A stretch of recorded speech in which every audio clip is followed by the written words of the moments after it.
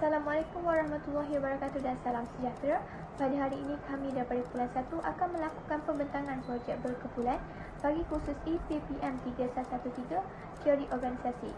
Kami telah memilih dua buah organisasi multinasional iaitu Adidas dan SHBC yang terdiri daripada organisasi perkilangan dan organisasi perkhidmatan.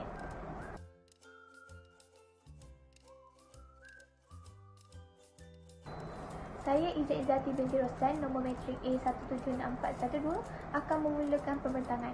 Bermula dengan pengenalan syarikat Adidas. Adidas merupakan sebuah syarikat pengeluaran barangan sukan yang terkemuka dan terbesar di Eropah serta kedua terbesar di dunia. Adidas telah mengeluarkan produk seperti kasut, beg, kemeja, tali jam, kacamata dan pelbagai barang sukan yang lain.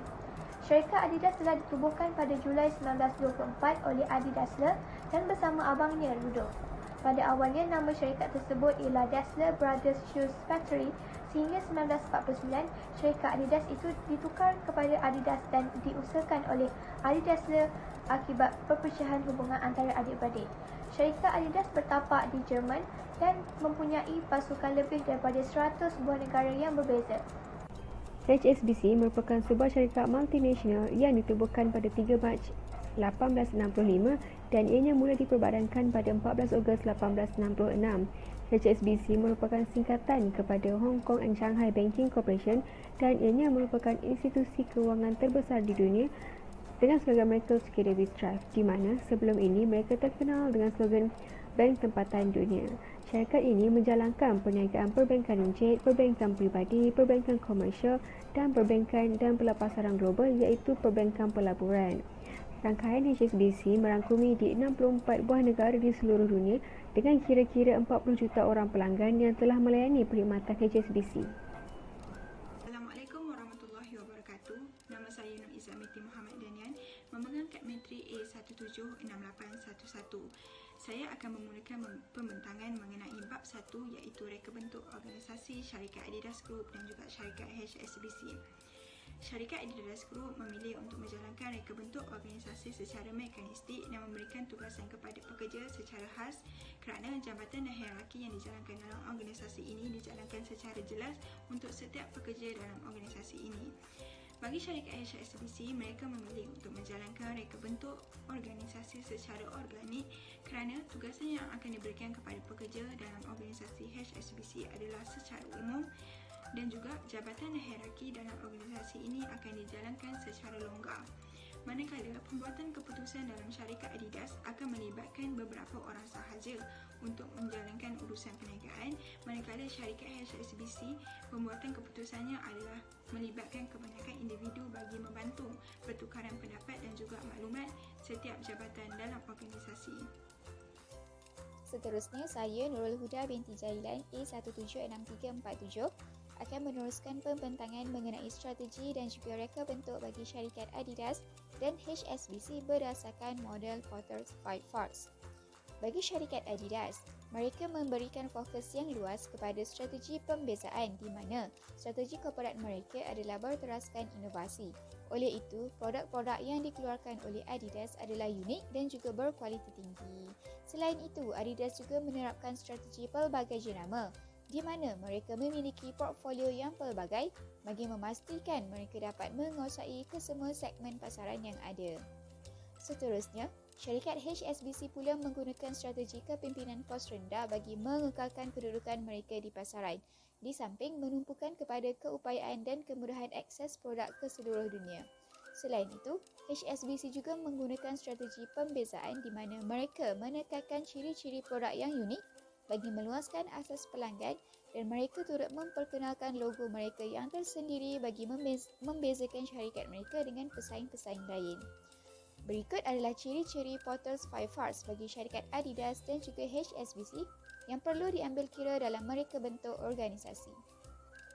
Assalamualaikum dan selamat sejahtera. Nama saya Nur Farahani binti Ahmad Damuri, nama matrik A176498. Saya ingin membentangkan asas struktur organisasi syarikat Adidas dan juga HSBC. Yang pertama, asas struktur organisasi syarikat Adidas. Struktur organisasi syarikat Adidas adalah matriks. Lembaga eksekutif berada di puncak yang paling tinggi, disokong oleh 3 naib presiden dalam bidang tertentu, iaitu kewangan, pemasaran dan sumber manusia. Di bawah struktur organisasi, terdapat 3 naib presiden yang dikhususkan untuk bahagian tertentu, iaitu projek, kejuruteraan dan pembuatan. Naib presiden yang terakhir akan disokong oleh pasukan pengurus. Dari sudut ini, struktur organisasi telah pun beralih dari struktur atas bawah ke struktur matris. Struktur matris Adidas ini daripada organisasi yang sangat kohesif, di mana bahagian yang berbeza sentiasa bekerjasama seperti yang ditunjukkan pada slide di gambar ini. Seterusnya, struktur organisasi syarikat bank HSBC. Syarikat bank HSBC menggunakan struktur geografi. Syarikat induk utama HSBC Holdings PLC merupakan sebuah syarikat berhad awam yang diperbadankan di England. Setiap anak syarikat HSBC ini mempunyai struktur lembaga dan pengurusan yang menggambarkan aktiviti dan kompleks. Anak syarikat HSBC tersebut terdapat di wilayah Amerika Utara, Latin Amerika, Asia, Europe dan MENA. Bagi mengukuhkan accountability dan aliran maklumat, HSBC mempunyai 7 anak syarikat yang utama yang bertanggungjawab untuk pengawasan kumpulan syarikat di wilayah mereka. 7 anak syarikat itu bertanggungjawab kepada lembaga HSBC Holdings PLC.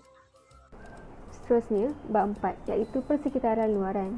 Dari segi politik, syarikat Adidas harus melihat kepada dasar perdagangan yang tidak menentu. Hal ini kerana jika politik di sesebuah negara tidak stabil seperti berlaku kerusuhan, ini akan menyebabkan hasil jualan merosot dan ini akan mengurangkan keuntungan syarikat. Dan jika HSBC pula, mereka melihat kepada kepentingan sektor bank dalam ekonomi sesebuah negara di mana mereka beroperasi. Dari segi teknologi, syarikat Adidas menggunakan teknologi penghasilan pakaian yang canggih seperti Fitbit yang cukup popular dalam kalangan pengguna mereka. Bagi syarikat HSBC pula, mereka menggunakan teknologi inovasi digital yang menyokong kepada keselamatan dan kelajuan urus niaga untuk mereka memudahkan urusan untuk berhubung dengan pelanggan mereka di seluruh dunia. Dan terakhir sekali adalah ekonomi. Bagi Adidas, kadar upah, percukaian, inflasi dan kadar faedah adalah faktor ekonomi yang mempengaruhi hasil keuntungan syarikat Adidas. Manakala bagi HSBC pula, mereka mudah terpengaruh dengan perubahan ekonomi kerana industri perbankan dan ekonomi terikat seperti jika berlakunya inflasi, kemelesatan ekonomi ataupun perubahan nilai mata wang akan memberi kesan secara langsung kepada syarikat HSBC. Seterusnya, perhubungan organisasi Adidas. Yang pertama, rantaian bekalan Adidas. Rantaian bekalan adalah sistem yang terdiri daripada setiap individu yang terlibat dalam memastikan produk sampai ke tangan pelanggan melalui saluran pengedaran. Adidas merupakan syarikat terkemuka dalam industri kasut yang mempunyai pangkalan pasaran yang besar dan rangkaian penjualan dan pengedaran yang tersebar luas di seluruh dunia. Adidas telah mengeluarkan sebahagian besar pengeluarannya, bekerja dengan sekitar 700 orang di seluruh dunia yang mengeluarkan produk Adidas lebih dari 50 negara. Rantaian bekalan syarikat Adidas juga adalah global, pelbagai dan bekerjasama dengan pelbagai pakar perniagaan. Pada tahun 2018, 5 negara teratas setiap wilayah berdasarkan wilayah pembekal adalah yang pertama Asia, iaitu China, Vietnam, Korea, Indonesia dan India. Dan kedua Amerika Syarikat, Brazil, Argentina, Kanada dan El Salvador. Seterusnya pula adalah usaha sama Adidas. Usaha sama adalah entiti organisasi baru yang ditubuhkan oleh 2 atau lebih organisasi untuk bersama-sama mengembangkan produk inovatif atau teknologi bersama. Adidas telah bekerjasama dengan Allbirds untuk mencipta kasut yang mempunyai karbon paling rendah. Kedua-dua jenama tersebut menyatakan hasrat mereka untuk bekerjasama dalam inovasi lestari. Adidas mengumumkan Future Craft Loop, iaitu reka bentuk yang berfokuskan pada kasut dan diharapkan jenama tersebut dapat dikitas semula tanpa henti. Manakala Allbirds pula baru sahaja melancarkan kasut larian yang pertama, dia berbuat daripada bahan yang berpotensi untuk menyedot lebih banyak karbon dari atmosfera. Oleh itu, kedua-dua syarikat ini mendapati projek reka bentuk produk iaitu pasaran kasut lestari yang mereka jalankan itu sebagai satu persaingan. Maka Adidas dan Allbirds dia mengambil keputusan untuk bekerjasama mencipta kasut yang mempunyai jejak karbon paling rendah. Dan Dan yang terakhir, kepimpinan Adidas dan Allbirds dapat memberi semangat yang lebih kolaboratif di kalangan industri profesional yang berfikiran lestari. Kedua syarikat tersebut berharap kerjasama mereka dapat menjadi pemangking kepada industri lain untuk berkongsi idea dan penyelidikan dalam inovasi lestari. Pakatan strategik telah mengukuhkan Adidas di pelbagai pasaran. Pelbagai kolaborasi dilancarkan oleh Adidas untuk memperkuat hubungan antara jenama Adidas iaitu jenama bergaya sukan dengan pelbagai pasaran. Jenama ini telah melancarkan koleksi baru dengan kumpulan rap iaitu Nerd, termasuk juga Human Race NMD yang sangat popular. Ini adalah salah satu daripada sekutu strategik mereka yang bertujuan untuk memantapkan pasaran Adidas di pasaran rap dan pakaian jalanan yang saling berkaitan. Pakatan dan artis rap terbukti sangat berjaya untuk jenama seperti Adidas. Seterusnya, perhubungan organisasi HSBC. Yang pertama, usaha sama bank HSBC. HSBC telah menjalankan usaha sama kad kredit China dengan Bank of Communications iaitu bank kelima terbesar di China. Usaha sama yang dicadangkan itu dijangka dinamakan Bank of Communications and HSBC Pacific Credit Card Company Limited. HSBC telah menjadi pelabur strategik di BOCOM sejak 2004. Setelah usaha sama tersebut dipersetujui, syarikat tersebut diharapkan dapat memindahkan aktiviti kad kredit bersama mereka yang ada di China ke syarikat usaha sama yang baru ditubuhkan. Seterusnya, Pakatan Strategi HSBC. HSBC Bank PLC mengumumkan penubuhan Pakatan Strategi dalam perdagangan tenaga dengan Total Oil Trading (TOTSA). Pakatan tersebut akan membuka segmen pasaran baru kepada kedua rakan kongsi dan akan membolehkan HSBC untuk menawarkan produk terbitan OTC khusus tenaga kepada pelanggannya. Pakatan tersebut bertujuan untuk memberikan penyelesaian yang kukuh lestari di seluruh dunia, bermula dengan minyak mentah di petroleum. Seterusnya, kita beralih kepada bab 6 iaitu persekitaran antarabangsa bagi kedua-dua syarikat ini iaitu syarikat Adidas Group dan juga syarikat HSBC. Bagi syarikat Adidas Group, mereka memilih untuk melaksanakan strategi organisasi global kerana syarikat Adidas Group ini merupakan sebuah jenama yang mempunyai sejarah tersendiri dan berhubungan rapat dalam bidang kesukanan. Portfolio sukan yang diamalkan oleh syarikat Adidas ini juga adalah secara luas daripada pelbagai aspek, terutamanya daripada jenis sukan global utama seperti bola sepak dan larian daripada serantau seperti Amerika. Jadi, syarikat Adidas Group memilih strategi organisasi global ini untuk memenuhi keperluan dan kehendak pelanggan daripada peringkat global. Bagi syarikat HSBC, pada mulanya syarikat ini hendak menjalankan organisasi secara multi-domestik. Namun kemudian strategi organisasi ini telah berubah kepada strategi organisasi secara transnasional bagi memastikan setiap bahagian dan juga organisasi dan pelanggan perlu bekerjasama dalam memastikan perkhidmatan perbankan syarikat HSBC ini berjalan dengan lancar. Syarikat HSBC ini juga menjalankan strategi organisasi transnasional ini bagi menggabungkan perpecahan antara negara-negara lain. Seterusnya, bab 7 adalah berkaitan teknologi pengilangan dan perkhidmatan. Bagi syarikat Adidas, mereka telah menggunakan teknologi aplikasi contemporary di mana ia mengadaptasi kaedah Smart Factory. Dalam hal ini, syarikat memfokuskan kepada penggunaan robotik dan juga percetakan 3D dalam menghasilkan produk-produk mereka. Adidas Speed Factory yang dilancarkan pada tahun 2015 merupakan kilang pembuatan kasut pertama yang dikendalikan oleh robot. Dengan adanya Speed Factory, Adidas berjaya menjimatkan kos, masa serta proses pengeluaran melalui kaedah mengait robot brake magnet. Selain itu, Futurecraft Strung merupakan produk Adidas yang dihasilkan menggunakan teknologi percetakan 3D Digital Light Synthesis atau DLS. Seterusnya, bagi syarikat HSBC pula, mereka telah mengadaptasi teknologi pengkomputeran digital moden dan juga teknologi komunikasi, di mana HSBC telah bergerak ke arah pendigitaliran melalui transaksi perbankan runcit yang bersifat digital. HSBC juga telah menggunakan Artificial Intelligence dalam memerangi jenayah keuangan dan mereka juga melancarkan teknik pembelajaran mesin iaitu CogEye bagi tujuan pemantauan transaksi. Di samping itu, HSBC juga telah memperkenalkan khidmat pelanggan secara digital seperti Live Connect dan juga Love Sign. Teknologi maklumat atau IT merupakan faktor yang penting membantu syarikat dalam semua industri untuk mengekalkan daya saing di samping menghadapi persaingan pertumbuhan global. Perbezaan evolusi teknologi maklumat yang digunakan oleh kedua buah syarikat ialah syarikat Adidas telah menggunakan evolusi teknologi maklumat seperti sistem pemprosesan transaksi atau TPS dalam mengautomasikan urusan niaga proses pembuatan barangan mereka.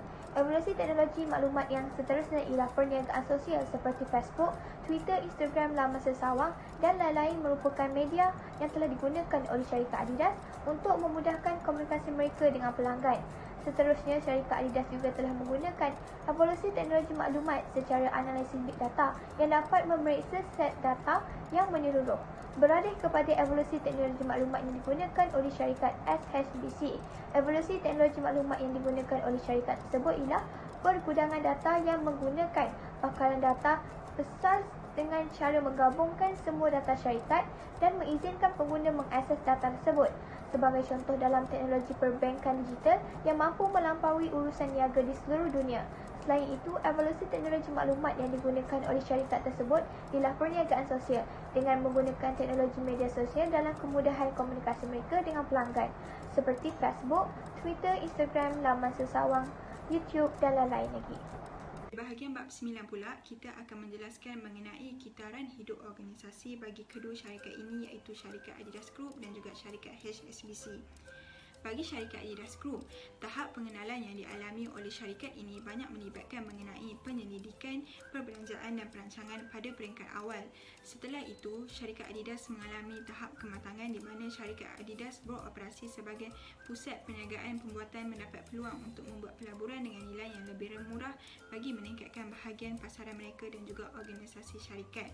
Seterusnya, syarikat Adidas Group telah menjalankan fokus mereka terhadap strategi promosi dan inovasi supaya syarikat ini menjadi sebuah syarikat yang berjenama sukan berprestij tinggi.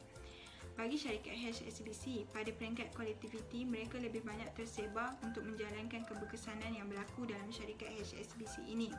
Seterusnya, syarikat HSBC ini pada peringkat kolektiviti, mereka cuba untuk mengekalkan keupayaan fleksibiliti dan juga mengembangkan kecekapan dalam syarikat HSBC ini. Dan organisasi HSBC ini sentiasa berkomited dalam menyelesaikan masalah ketika menjalankan kitaran hidup organisasi syarikat HSBC. Budaya organisasi dan nilai etika bagi syarikat Adidas dan juga HSBC. Dari segi moto, Adidas All In yang bermaksud kekuatan untuk mengubah dunia apabila anda memberikan sesuatu yang benar anda percaya pada diri sendiri. Slogan ini telah digunakan pada tahun 2013. Dan yang kedua, dari segi simbol, Adidas ini mempunyai 4 logo yang unik. Logo Adidas yang unik ini tidak pernah lari dari versi lama logo Adidas. Yang pertama, 3 jalur selari. Ini adalah simbol klasik yang muncul di semua barisan produk. 3 jalur tersebut adalah asas penjenamaan semula Adidas. 3 jalur itu mewakili kualiti dan kepimpinan dan mengekalkan fleksibiliti untuk masa depan. Yang kedua adalah trefoil. Bersama dengan reka bentuk 3 jalur, versi ini digunakan untuk barisan produk yang asli iaitu pakaian casual dan kasut. Bentuk 3 daun adalah bermaksud mewakili daratan utama Amerika, Eropah dan Afrika dan juga Asia, masing-masing walaupun masih dalam bentuk 3 garis. Garis-garis yang bersilang ini melintasi bentuk ketiga daun itu menandakan kepelbagaian. Seterusnya gunung. Lambang gunung ini sesuai untuk garis prestasi yang direka untuk atlet profesional. Ketiga-tiga jalur itu datang daripada kasut Adidas. Bentuk gunung adalah mewakili cabaran yang dihadapi oleh atlet. Dan yang terakhir adalah simbol yang bentuk bulatan. Versi ini dapat dilihat di koleksi gaya yang dibuat dengan kerjasama pereka terkenal. Seterusnya, kawalan sistem Adidas. Pertama, pengawalan bahan berbahaya. Ini adalah proses mengawal kualiti dalam kawalan perspektif dalaman. Adidas terus memantau dan mengawal kepatuhan terhadap standard mereka dengan melakukan ujian di makmal bebas.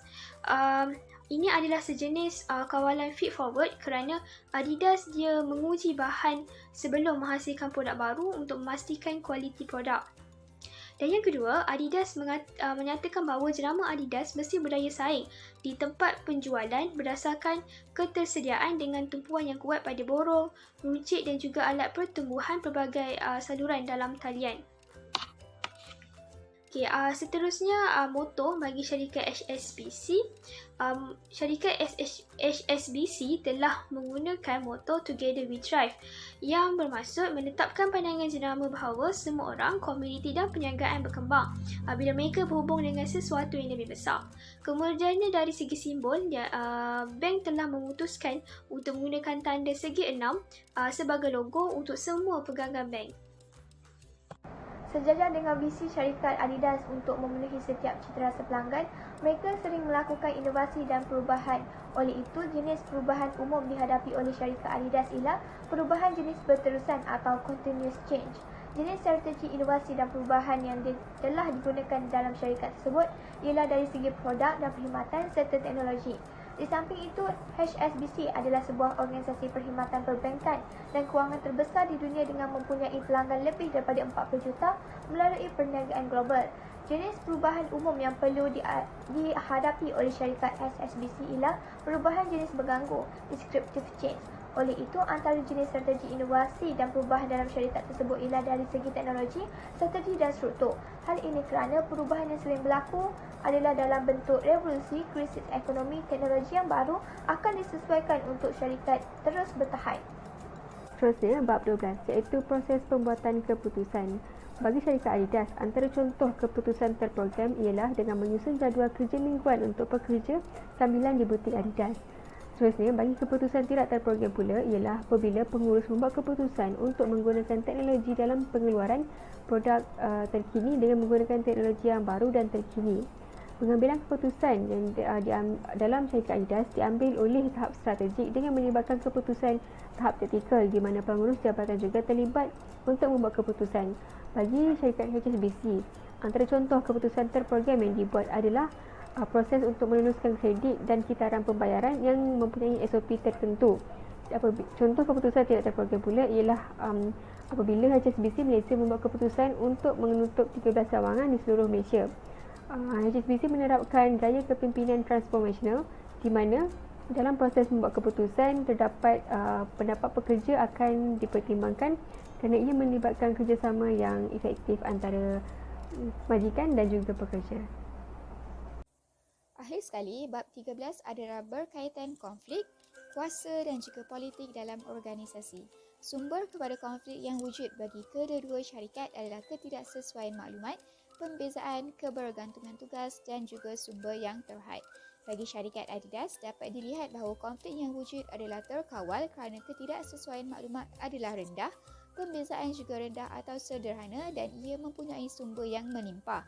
Walau bagaimanapun, kebergantungan tugas yang bersifat timbal balik ini berupaya meningkatkan konflik antara jabatan-jabatan dalam Adidas. Oleh itu, model penyelesaian konflik yang sesuai digunakan adalah model rasional kerana konflik dalam syarikat Adidas adalah terkawal. Kuasa yang dipegang oleh pengurus dalam syarikat Adidas adalah kuasa organisasi kerana rantaian arahan yang wujud adalah secara menegak. Seterusnya, bagi syarikat HSBC pula, kemungkinan untuk konflik wujud dalam syarikat adalah tinggi kerana ketidaksesuaian matlamat adalah tinggi, pembezaan juga adalah tinggi dan sumber yang ada adalah terhad. Walaupun begitu, kebergantungan tugas dalam HSBC adalah bersifat terkumpul. Oleh itu, model penyelesaian konflik yang sesuai digunakan oleh HSBC adalah model politik. Kuasa yang dipegang oleh pengurus di HSBC adalah kuasa peribadi, tidak keras di mana pengurus berinteraksi dengan pekerja bawahan melalui karakteristik peribadi dan juga hubungan interpersonal.